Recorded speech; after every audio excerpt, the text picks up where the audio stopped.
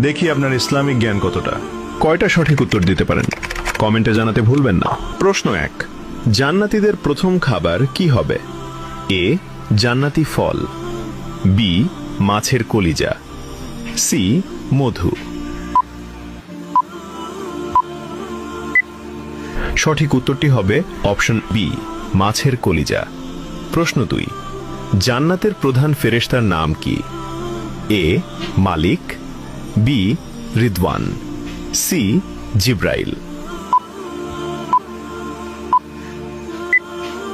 সঠিক উত্তরটি হবে অপশন বি, রিদওয়ান। প্রশ্ন 3, জান্নাতীদের আল্লাহ তাআলা সর্বপ্রথম কোন সূরা শোনাবেন? এ, সূরা ফাতিহা, বি, সূরা রহমান, সি, সূরা ইয়াসিন। সঠিক উত্তরটি হবে অপশন